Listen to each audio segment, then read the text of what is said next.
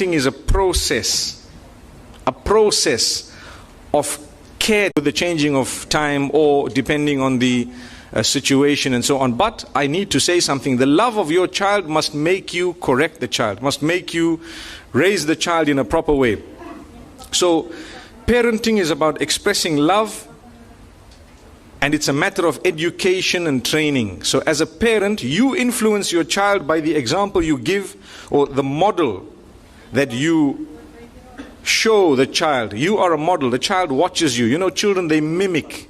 They follow you from a very early age. You and I know that as Muslimin, all of us, inshallah, we read Salah.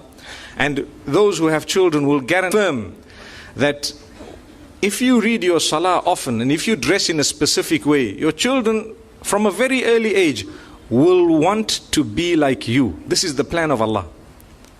And this is why we say, my brothers and sisters, right at the beginning, Allah gives you almost 100% control of what to do to the child. Almost 100%.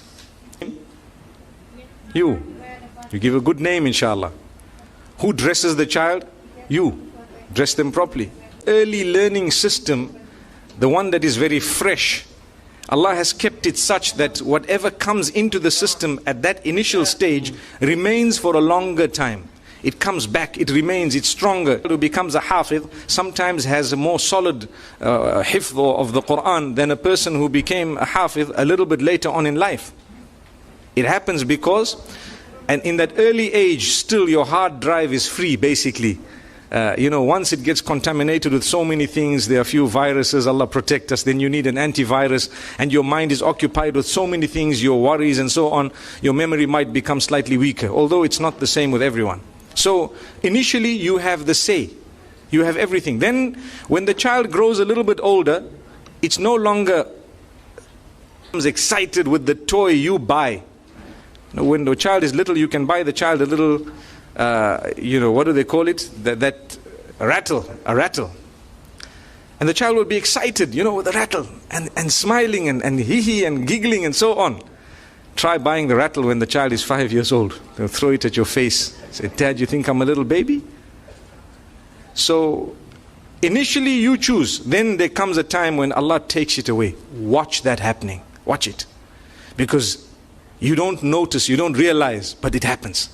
So when you have control, it's your duty to fulfill to your best what you have to. Because when the control goes, at that time you should have given the child the rod and taught it how to fish. There you are.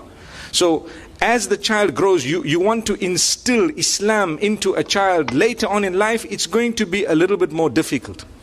But if you instill it initially from the beginning without saying, it will be ingrained in the child will automatically, in your absence, still be the positive person that the child always was, based on how you brought up that particular child during the days when the child did not really have a say, but you had the say. So this is extremely important. Then the initial schools you send your children to, very, very important, because you have a say. Primary school, how many people's children have told them from grade 1 that I don't want to go to this school? There might be, maybe nowadays, but it will be very little. Most of the cases, you are the one who decides that, look, we're going to go to this school, that institute, this is what will happen. You choose. When we choose, let's be careful to balance out the deen and the dunya. I think in this country, you have more options than people from other countries. If you have chosen a school which is purely secular, make sure, or with some form of education that will nurture the child spiritually as well. So some people forget the spiritual part of it, thinking that my child has gone to the best school. I went to a very, with that we were doing hifz, with that we were doing our diniyat, with that we were doing so many other issues, subjects and so on. And I would like to think that today there are some schools who have married the two, made it a little bit easier. But you need to follow up to make sure that it's not deficient. Because like with us, a lot of us have multivitamins maybe once a day, once every so often. Why? Because we want to supplement. It's called a supplement. You eat, mashallah, you drink. but you just want a supplement so that you feel good, or so that it does some form of benefit to you. So sometimes you have a system where Islam is integrated with the secular studies. Good, mashallah. But look into it. It might not be enough. You might need a supplement. You might need one more multivitamin, perhaps once a week, or maybe even a little bit more than that. There comes a stage when your child will tell you, Dad, I don't want to go to the school. If you're sending, what is this? This is Allah showing you that, your control over the child is diminishing. There comes a time when your child will tell you that I don't want this toy, and I don't want to wear these clothes. It's over. I'm not going with you. If I'm not wearing what I want, I'm not coming with you. Finished. If you don't come to pick me up with that vehicle from school, I'm going to walk home. Have you heard that happening? It happens because dad's got a nice car in the garage, and the child says, but Dad, why is it just in the garage? For what? Use it. And they'll even bring for you evidence from the Quran to say, you know what? Use what Allah has given you, So this is all Allah's plan. Allah's showing you that you get to the point of marriage.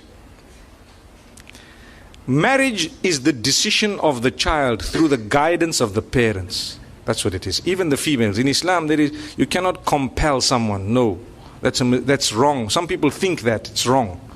You cannot force someone to say you will marry. They have a right, male and female. They have a right to reject, to refuse, to say no, I don't want.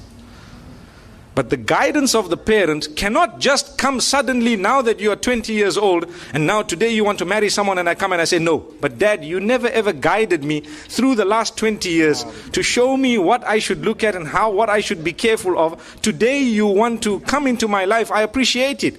But I'm sorry, it's a bit too late. Allahu Akbar. Allahu Akbar. So from an early age, we've got to nurture, we've got to guide.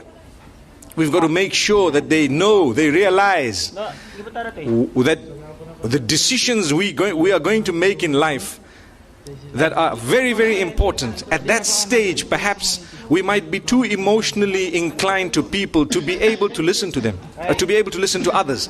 If someone is emotionally hooked to a person of the opposite sex, for example, and they really want to get married, a lot of the times people are promising each other marriage before they've even spoken to their parents.